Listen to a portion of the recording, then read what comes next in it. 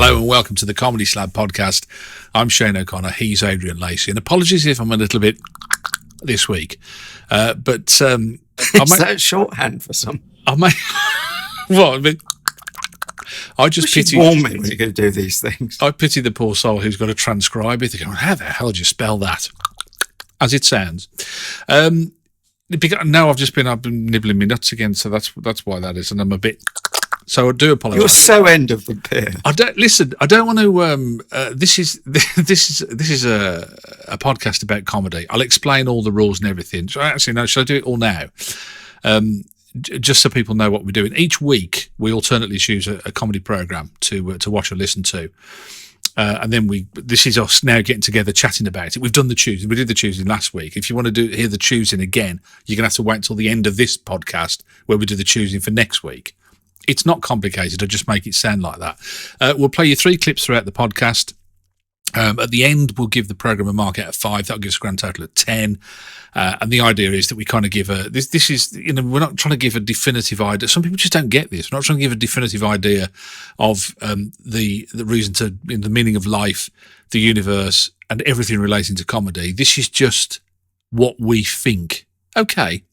But before we go on, just before we started recording, I had a conversation with my wife this week and I asked her a question, and Adrian swears that he has the answer to the question. And the question is, why is it the Department for Education and not the Department of Education? This has nothing to do with comedy, by the way, as you probably gathered. You should have made that clear. They're not laughing. But who is? Let's be honest with you. Who is? But Well, I have an answer. It's not necessarily the right one. My theory is, which is all mine and nobody else's, that if it was the Department of Education, it would get confused with its initials with the Department of Environment, which itself confuses me because it looks like doe, a deer, a female deer, ray, a drop of golden sun. DOE, you see, we'd all get very confused. Well, can't that be the department in the environment and be called DITE?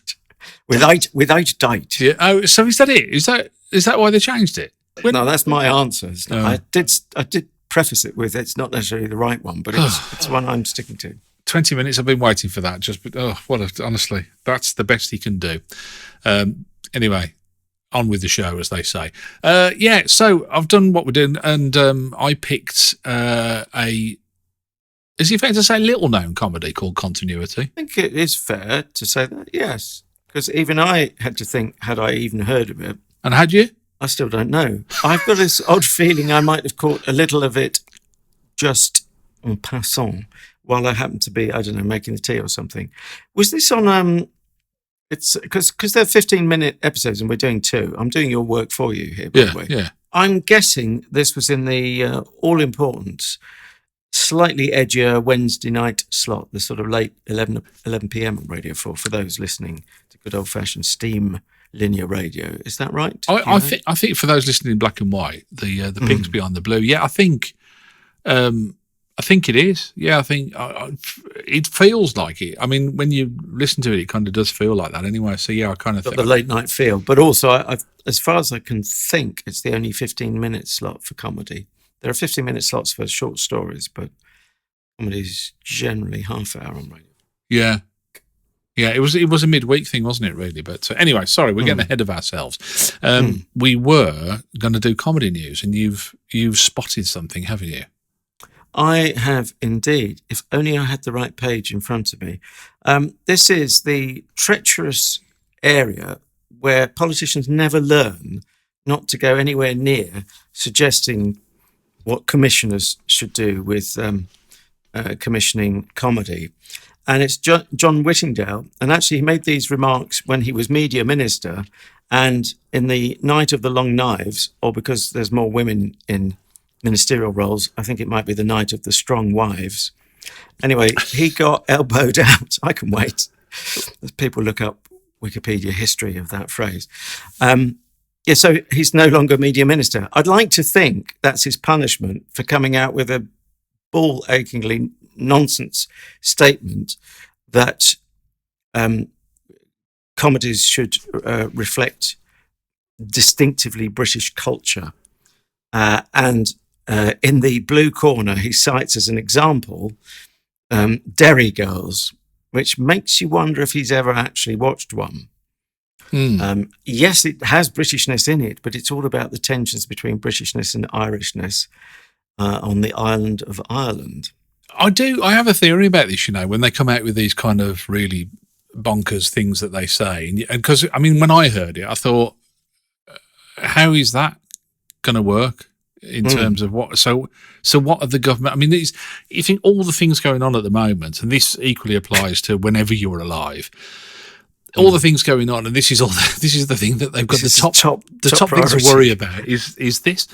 But never aside from all that, how is it going to work? What are the government are going to have they're going to send the police round and say, now stop that, this isn't British enough, come on. Yes, or I'm a producer and I've got this brilliant idea, but it's got a little bit of Frenchness in it.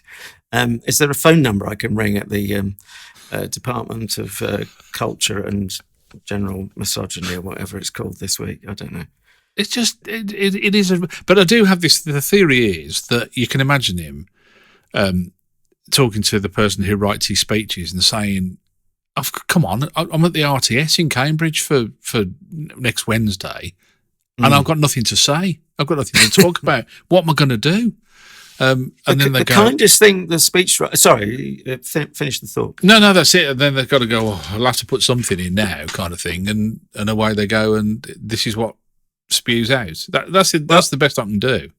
I was going to conjecture the kindest thing they could do is actually write nothing, because if you've got nothing to say, just don't say it. Although there was a line in an Amy Mann lyric which was you had nothing to say but you said it all anyway. Right. I think that's what John Whittingdale did.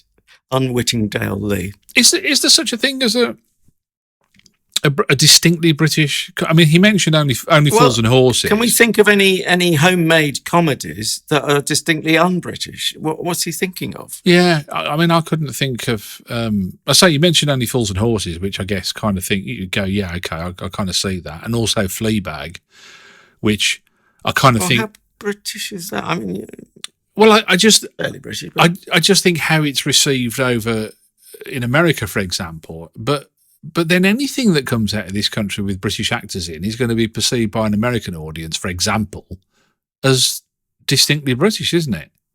Well, I think you're forgetting Frasier and the marvellous Cockney, I believe they're called, brother of, what was her name?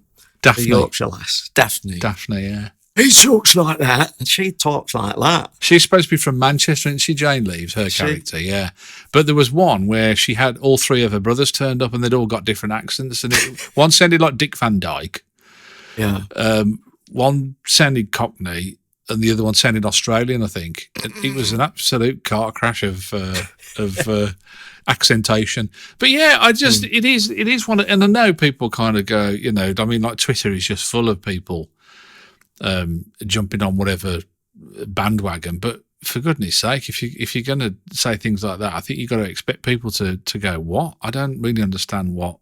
In a way, he's right, and I understand what he's saying in as much as this has been the backdrop to a lot of people's lives for the last, since the Easter Rise in 1914, hasn't it? And probably before that as well. But so you kind of think, I kind of get that he means it's part of Britain, but bear in mind that half of the people involved in the Troubles don't want to have anything to do with Britain. It's a bit of a crass statement, isn't it? Of all the illustrations. Yeah. I thought he might come out with Mrs. Brown's Boys, as an example. Yeah. Beautifully.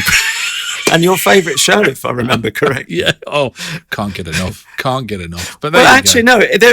If he wanted to make a serious point, but it doesn't offend me, but it does raise questions which we've raised before here. He might want to address some of his remarks to Netflix, where shows like Sex Education seem to be full of citizens of nowhere. Right. I've just mentioned that before. It doesn't offend me, but it does confuse me, and it makes me think, are you trying to please everyone by setting the show not anywhere in particular? It looks like it might be made in the Welsh countryside, but they've got 1980s phones, but they're using contemporary language.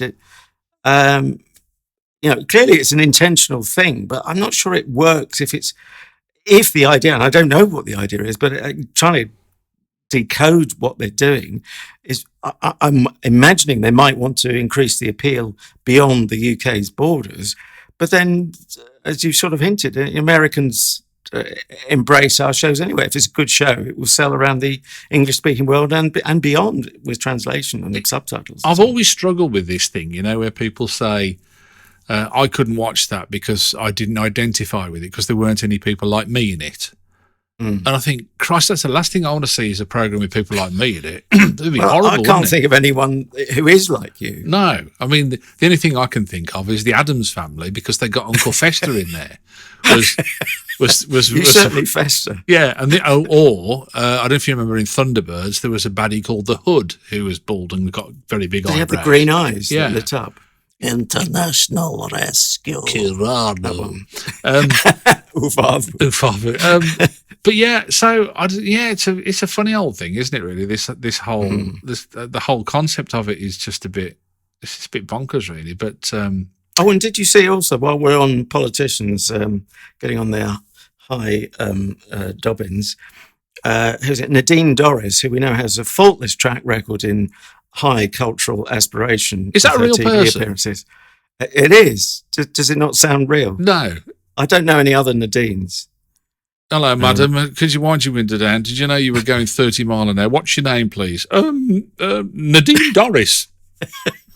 Come on, and don't love. call me Doris. Come on, love. You've got to do better than that. Anyway, apparently she has said there are some jokes that shouldn't be made. There's a series which I haven't seen.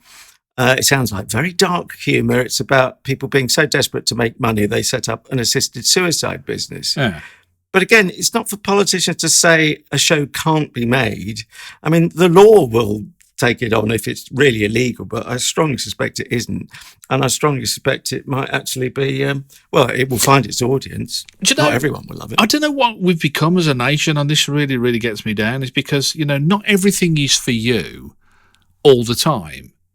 Do you know what I mean? I remember really? The good example is that I remember when my mum passed away, and it was around the time that I think Derek, with Ricky Gervais, either that had come out or it was the second series or something like that. And I thought, I'll give that a try, like Ricky Gervais. I feel it need a pick me up kind of thing.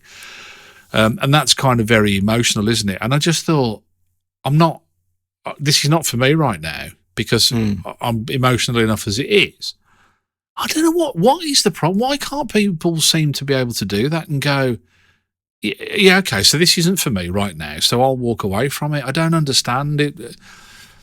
They forget they've got an off switch on their telly or a channel change or, YouTube, or go and play a video game if you're really, take offence to it. I don't know. It's weird, isn't it? Anyway, before anyone changes the channel on us, shall we move on and talk about this thing? Continuity. I thought of you. For those of you who don't know, who've not caught up with previous episodes and don't realise, but in a previous life, and my word, he's had a few, and previous lives as well.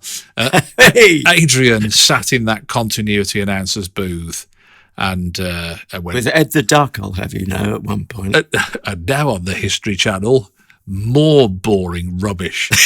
You thought that was bad? Wait till you see this. Yeah, that was his last week. He didn't do a lot after that.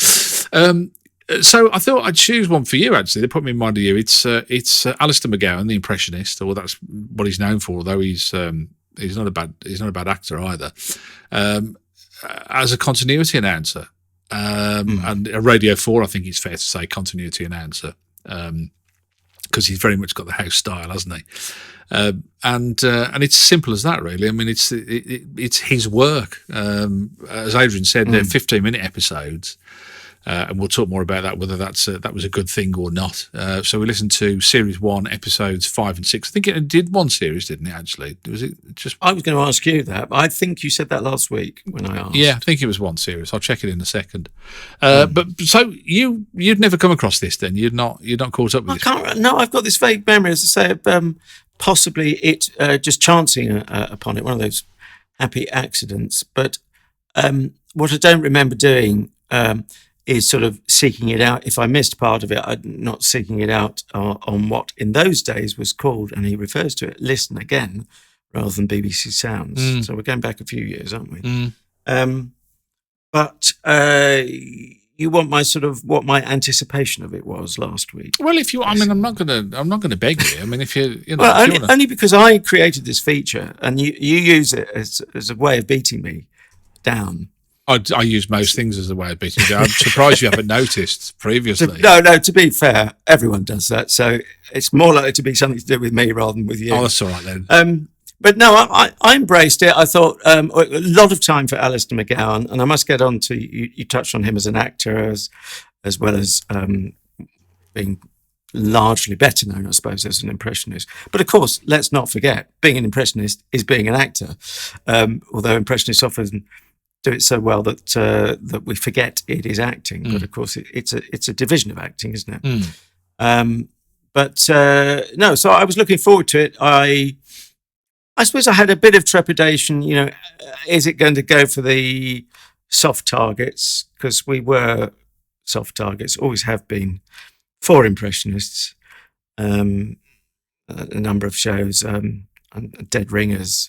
I was actually freelancing at Radio 3 when Dead Ringers had a character who was a Radio 3 announcer. And all my friends, I hadn't heard it. My friends said, they're taking the rise out of you and you're not.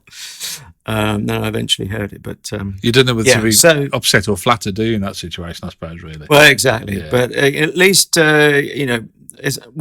to our old friends, politicians, don't they say it's the worst thing for a politician is being ignored. So I suppose the worst thing for an announcer is being ignored. I guess so. Therefore, if someone's paying you some attention, that's probably not the worst thing. All right, shall we have a quick listen and put people out of the misery? The sad part about this is that I couldn't actually find anywhere where you can. This is out of my private collection, amassed over many years, and you can't actually get hold of this thing now. It's not on the BBC website, so this might be your only opportunity to listen to it if they don't decide to whack it back out again. Anyway, the first clip that I've chosen, we hear Alistar McGowan as the continuity announcer talking about a book at bedtime, and explain that it's kind of getting some stick because it's broadcast at a time when not everybody goes to bed, and they're worried about the title of it now. And the BBC Trust have got involved, and a survey has been undertaken to establish if a new name would be more appropriate. You can make your own suggestions on the website, or vote for your favourite among those already put forward by other listeners. The runaway leader at present is a book at that time of the evening when most people are starting to think about turning in for the night, but still have a few chores to do. And hang on, has anyone seen the cat? Next Monday, here on Radio 4, the Ethical Enigma takes its regular look at some of the moral questions arising from contemporary events. Here's Professor John Lewis to tell us what's in store. The nanny state. Its defenders argue that legislation offers a much-needed framework to ensure the well-being of society as a whole. But if we accept that freedom should be restricted for our own good, are we effectively choosing to enslave ourselves, thereby encountering a contradiction in traditional notions of liberty? And if the nanny state is indeed just a legislative juggernaut, is the government competent to drive such a vehicle? Does it have the appropriate HGV licence and related insurance documents? Or is to even raise such questions just health and safety gone mad? Join me, John Lewis, and my special guest for the Ethical Enigma next Monday. My bedtime, incidentally, is about 2 o'clock in the morning. By the time I finished up here and got home and looked in on the children, sleeping sweetly, oblivious to the fact that they're about to become another government statistic. Single-parent household. You'll be once in a headline. Why not? It didn't make a bad impression, but it didn't make a good impression either. Oh, dear. Can we start off with the sound of it, first of all? Because even listening back to that clip there, I mean, you could forgive it for being the real deal, couldn't you? You could, if you just happened across that. He's a brilliant impersonator. And yes, I can't fault him on that, especially where Radio 4 was a few years ago. Or actually, no, he touches on it later, doesn't he? A regional accent from Birmingham. Your favourite place of the UK. I laughed out loud. Do we hear that? Sorry, I hadn't heard your second clip. Is that in the second one? I'm not. It really should be. I'm not sure. I don't think. No, we'll both discover it as if for the first time, or in my case, for the first time. Yeah. Anyway, so yes, he gets a little barb in about, all these ruffians coming in from around the country. But the problem with it is, I'm so glad you picked that clip, because the first gag is the problem I have. And I'm going to preface this with, I know there's loads of people listening who are going to say, Adrian, what are you doing on a show called The Comedy Slab when you appear not to have a sense of humour? And it's not that, it's just I couldn't, and it didn't matter how many times I'd listened to it, and that's now third, fourth time of that sequence. I didn't know how I was meant to receive it. It obviously can't be realist in the, brilliant impersonation, yes, so real in that sense, but we can't believe that this guy really could chunder on about his... So that's a very loaded term. No, the pathos was brilliant, and it goes on about marriage breakup, and one's heart breaks for the kids. But the idea that you would actually have a show being voted on that would have that great lengthy title when you're thinking about going to bed. So that takes us to a slightly surreal world, does it not? Am I making any sense here? Yeah, and then if it's surreal, then suddenly he's not a real announcer. He's a surreal announcer, and I can't get my head around that. You covered two bits there. There were two objections to that, though, weren't there? The first objection was that you didn't believe the premise of it, but the second objection, and I think we should touch on both because they're both as valid. And the second objection was that he would be given the space to be allowed to do what he's doing. And I know people will be mouthing artistic license at their podcast playing devices, because you have to allow that, especially in comedy of all art forms. So you have to be able to suspend disbelief. I'm just saying I wasn't very good at it. Yeah. Well, let me tackle both of those then. The first one about the premise of it. I mean, I disagree. I mean, I think within the organisation, a large organisation like the BBC, I think that kind of thing happens all the while. Where almost like, we were talking about the minister who says the most ridiculous thing, they can't see the wood for the trees. And I could really imagine that that kind of thing happened. I found it really funny. I thought it was really, this whole, the BBC Trust have said that they've got to toe the line now. And you can imagine that it was something unrelated to programmes, and somebody has literally interpreted it in their department and said, no, we must change the name of this program. I can see it happening, and I'm a bit annoyed. I can't think of an example when it has, because I'm sure it has. Yes, I can't think of one this precise instant, but no, I understand BBC internal politics, and we both worked for the mighty corporation. I'm still there as we speak, so I'm a little more cautious perhaps in what I say. But okay, and the second thing, could you believe that particular title, or are you putting that in the second category? No. The second thing is about whether he would have the latitude to be able to say that, and it struck a really resonant chord with me, because I remember years and years ago, before I worked in radio, I used to be in the car either late at night or overnight. And I used to listen to Radio 4, kind of when it went to bed at 12, 1 o'clock in the morning, or between 12 and 1.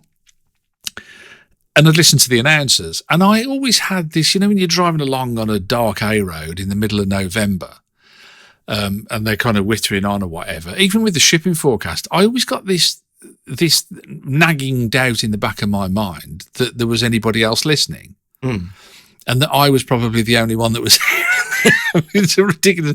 And so for me, this kind of took me back to kind of the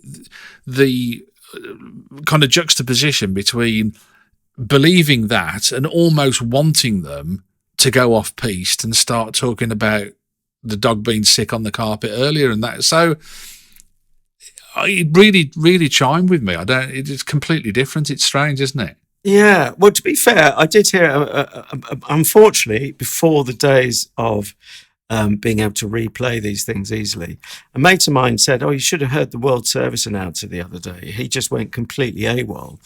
But then I got the impression he no longer worked at the BBC after that. Right. And I wish I'd heard that. And I can't even remember the examples, but they were rather extreme. And I did trust my friend not to be making it up. when the pressure gets to you, if you remember the late great Ray Moore, used to be a DJ on Radio 2, but before that he was a Granada continuity announcer. Rob Brydon was an announcer, some people may already know, BBC Radio Wales or Wales TV as well, either, one of the two. He described himself as one of the few that got out over the top. Implication they escaped the trenches. But it's just, I thought of you, and so I thought I might find an ally in you, but I'm glad that you're taking the opposite view, because I would like you to bring me to my senses. But you have been known to say, this is usually of characters, isn't it? And you say it to your wife when you're watching a TV dinner or whatever. Oh, they wouldn't say that, or that's not the sort of thing they would say. I couldn't get past this idea that we're meant to believe that there's a serious suggestion that a show is going to be called, when you're thinking of turning in for the night on, has anyone remembered to put out the cat? And that was this runaway favourite. But then, even as I say that, I think, well, Boaty McBoatface got voted. So what do I know? Maybe I'm just talking nonsense with my lack of humour. Do you ever remember the story of Peter Jefferson? I'm not really sure when this was. Oh, yes, the F word. Yeah, I mean... I wonder if he got called Peter Jeff Offerson after that. But he didn't appear ever again. No, I've got the story here. He was, he'd been on air since he'd been with the BBC since 1964 when this happened. And he exhaled the F word very quietly under his breath, because he'd crashed the pits or something like that. He was cross with himself. But he stumbled over his words during a programme trial. It said, something like that. But he was swearing to himself and didn't realise his mic was out, or he had failed to fade out his mic. The thing that really made me laugh, and it shouldn't do because it was the end of Peter's career with the BBC, is that just like talking about the mealy mouth management at the BBC, and they released a statement that said the BBC has indicated that his departure was unrelated to the incident, but part of a reorganisation of its Radio 4 announcer lineup to provide more opportunities for newcomers. So he was replaced. No, but actually, I thought I'd heard that he was coming up to the, whatever it was, end of a contract or whatever. I know of one other guy, I won't name him because he's still working as an announcer, but he did exactly the same thing, but when he was still being trained. So you might think, well, rather than he's been going since 1964, at the time he'd only been going 3 months or so. And he even had his trainer with him in the studio. A more senior announcer, and what he did, he fluffed something. He said to himself the S word, and said the word hit immediately on the tail of that. And not having faded out his mic, he distracted himself. He'd upset himself because he's a perfectionist. As announcers, believe it or believe it not, we tend to be as a breed, and his trainer had to fight a massive rearguard action to save his job, because it's much easier to get rid of a trainee, isn't it, generally, legally and otherwise, culturally. Yeah. And he said his literal quote was, "I owe him so many beers" after that. And all these years later, he's still working as an announcer. So, his career was saved by that. I mean, I do wonder whether, and I thought one of the objections you might have is there something that you mentioned last week with Blackadder, is that you're saying it does require a lot of insider knowledge. You need to know a little bit about the subject in order to get the best out of it. And I did wonder, I mean, you probably spotted it as well when he was talking about the program in that clip there, and he said the program's called the Ethical Enigma. Rather than the moral maze, which you kind of think, well, and if you know that kind of gives you a lot more enjoyment. And I thought that was one of the. I thought you'd say, oh yeah, but it does require, you have to be kind of well up, really, in terms of Radio 4. I was going to voice that slightly differently. There is a tradition at Radio 4. It's fine to be a little bit satirical occasionally, but if you're sending up Radio 4, it has to be strictly on Radio 4 terms, and such a close insular culture. I mean, I'm not expressing this particularly well, but dead ringers their references aren't, from Absolute Radio to Virgin Radio to, I don't know, Asda Radio, Bloomberg, whatever. It's all, it's not even BBC Radio. It's 95%. Any radio references are Radio 4. And you do wonder, is that somehow it's almost like Radio 4's bit of rough, we quite like being tickled, but you have to do it on our terms, and it can only be so disrespectful. I mean, that would be true of anyone if you're trying to send up any organisation, there comes a point where you're not free to say absolutely anything, otherwise you're out on your ear or some part of your anatomy. Do you think maybe it's an understanding of their audience as well? I mean, incredibly for that organisation, that they understand that Radio 4 understand their audience, and they understand how binary their audience is, and that, if they listen to Radio 4, they probably only listen to Radio 4 or maybe Radio 3 as well, and that's it. I don't know. I can't really get into their minds, but I'm always a bit surprised that comedians like roaming everywhere they can go, in my experience. And I mean, the nature of their thought patterns are freeform and messy. And I mean that as a compliment. They will join two things that you and I would never see are necessarily linked, and they will craft, be like some nuclear fission which will explode when they mesh the two together. So it seems to go completely against the grain of what I understand to be how comedy writers and comedians themselves and comedy performers work. So I don't know. I wouldn't quite credit the management with thinking in those terms, because actually, I mean, I'm not sure they think too far beyond their NW3 dinner parties, but I've probably terminated my career prematurely anyway, saying that much. What about pace? I mean, we mentioned 15-minute episodes, and I think it would have really struggled, wouldn't it, with a half an hour episode? But how did you find the pace? Did you find, were you kind of drifting away from it? No, this is one reason, apart from the 15-minute duration. Another reason I think it's from the Wednesday night slot, the 11 p.m. slightly more experimental slot, is the pace of it, where it's got a late night feel, hasn't it? And the announcing is feeling like the end of his shift, isn't it? Or close to it. Definitely. You appear to possibly be hinting that you found it a bit too slow. No, I didn't. I mean, I kind of really dropped into the groove of it. That's, as I said before, it felt like it was gone 11 o'clock at night. And it was that kind of, like I say, that kind of feeling that nobody's listening. And no, I kind of expected to be sucked down and thinking, oh God, this is so down now and I can't do any more. But that moment never came for me. There was a very entertaining moment. I was playing it because you sent me an MP3 file, so I was playing it within the iTunes program on my computer.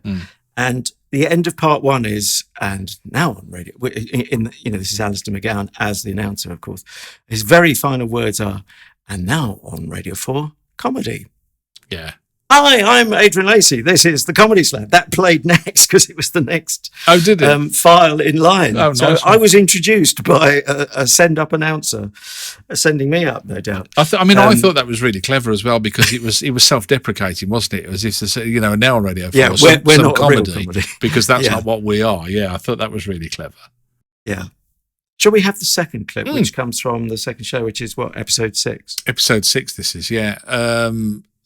It's it's a woman that Suzanne Parsons is another spoof presenter in his world, and I can't. He mentions her in episode 5, and I can't remember what he said. I forgot to make a note of what he said, but he made some disparaging off the cuff comment about her in the last episode. So you kind of know that he's not a fan of this woman, but. It's another trail, and she goes into this trail. And I thought it was just nice to hear one of the other voices from the show. So this is Suzanne Parsons to tell us about this Sunday's It Occurs to Me. I'm Suzanne Parsons, and it occurs to me this week that tradition on its own is a very strange reason for doing anything. I was at a wedding last weekend, and the bride was dressed in the usual elaborate white confection, as indeed is traditional.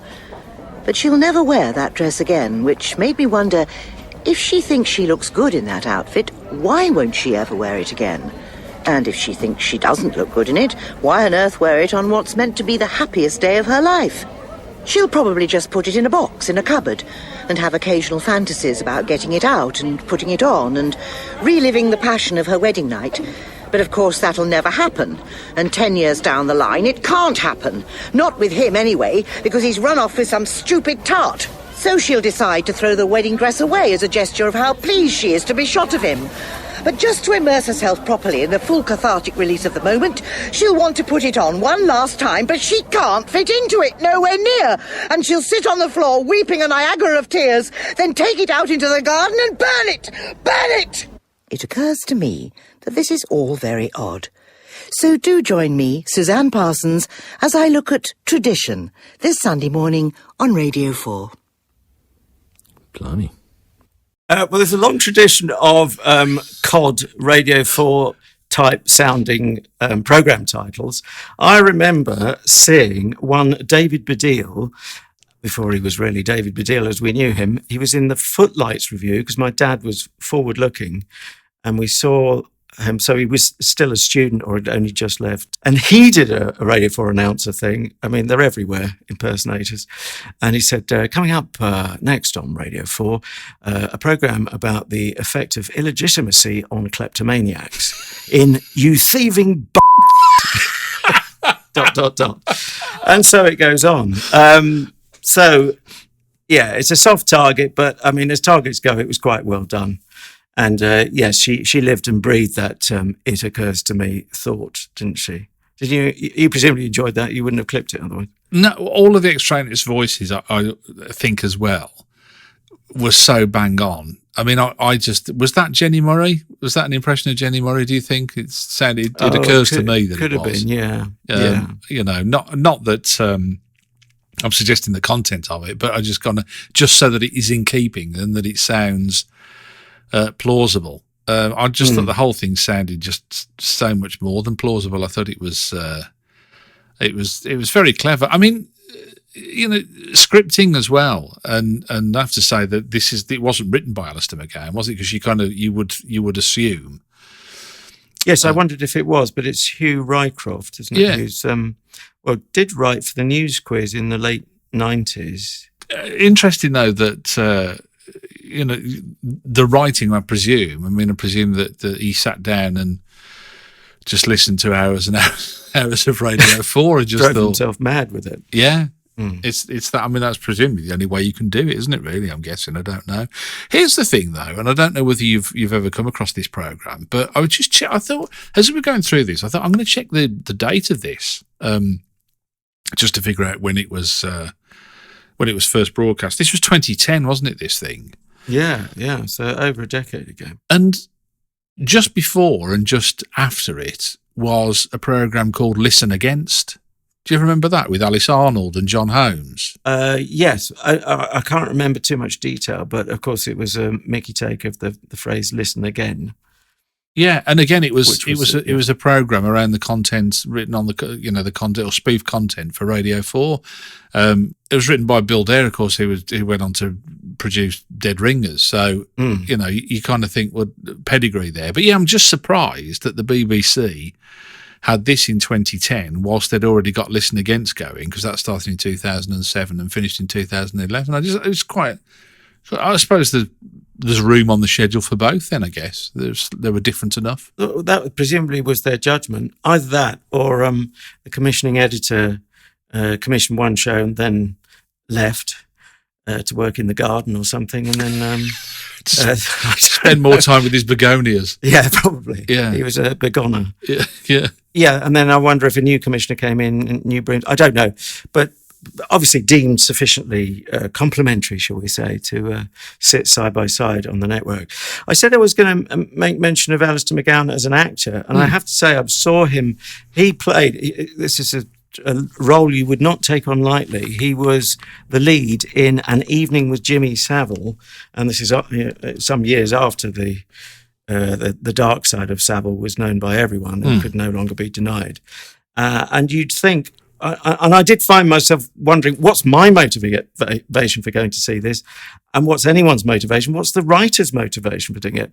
And then you watch the show, and then he was so brilliant, but brilliantly dark and manipulative. And I felt at the end of that if you'd been a victim of Savile's, which is like, that's the toughest audience to be convinced there is a reason to have this show and that it's not exploitative, that you would walk out of that theatre feeling vindicated. And yes, McGowan nailed it. I've done nothing wrong, and the people needed to see this. And I thought it was a superb performance. I think he's really got the acting chops. He is underrated. I do wonder though whether being an impressionist is the best starting point for any kind of serious career, because even as a child I remember being a little bit embarrassed, and I won't name people that I've known that are really bad impressionists. Maybe we could talk about them off air, I don't know. Just as I'm not sure I even want to know that. Just as a bit of therapy for me more than anything. But I kind of find if they're not very good, you find them a bit embarrassing. And particularly if they and they presumably don't know that they're not very good, otherwise they'd shut up, wouldn't they? Yeah. And I don't know whether that's a help or a hindrance really to a career, and I don't know if that's why we haven't seen more of McGowan. I mean, he had his own BBC One series, didn't he? He had his own with Ronnie Ancona. And they went. I saw some clips of it on YouTube, and they really went for it in terms of makeup and sets and and setups and all the rest of it. So it wasn't half done. No, but I remember him saying in an interview he just couldn't believe it when his show with Ronnie was running, and then the BBC brought in Dead Ringers, and it did seem to. I mean, the implication of that is that he presumably felt there was only room for one impressionist at a time. I mean, you can question that, but certainly I wonder if that's slightly old school thinking. I mean, in our youth. And you're more youthful than me, but Mike Yarwood was the impressionist on the BBC, and that was it. So there'd have been no question of bringing anyone else in while his reign was supreme. He used to was it Mike Yarwood who used to do that thing at the end and he used to go, and this is me, and everybody would go, oh, he's a magician.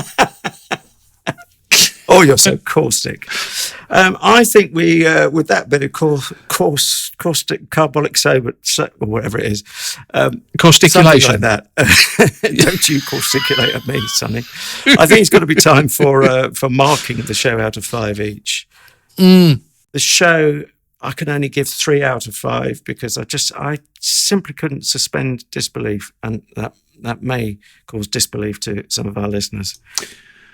For me, quite enjoyed it really, and it's quite interesting because Adrian says, "Oh, this is all I could give it, I'm afraid, because I didn't enjoy it," and I go, "Oh, I really enjoyed it, and I can give it this," and we end up giving it the same score. So I'm not really quite sure how. Well, I tend to be good cop in the score department, and you're bad cop. So if you think you're being generous, I think you're being mean. Oh, okay. Well, I'm slightly ahead of you. I gave it a 3.5 instinctively. That's where I came from after liking it, really. Okay, to next week's homework, should you choose, as if you get a choice. This actually, I think we may have made a fleeting reference to it. It came via our YouTube channel, or rather it's your channel, isn't it, where Comedy Slab is put up with some massively entertaining graphics, as we're always alluding to. Cats92, that's CATZ92, has suggested, and thank you for both listening to us and for making a suggestion, Cats. This is Jinsey, which I confess I know next to nothing about. Jinsey spelled Jinsy. I know as much as to say it's a BBC Three show, and the creators thereof, or writers, or a mixture of the two, are Chris Brann and Justin Chubb. And we are going in at the ground floor. Guess what? Series 1, Episode 1, an episode of This is Jinsey called Wedding Lottery. Thank you, Cats. In the spirit of great continuity, then, I'd like to end this podcast this week with something that I'm surprised I hadn't mentioned. I'm sure it was a Smith and Jones sketch. It could be not the 9 o'clock news. Can't remember who to attribute to rightly, but they went something like, and now on BBC Two, a warning that the next programme contains bad language. So you might hear words like and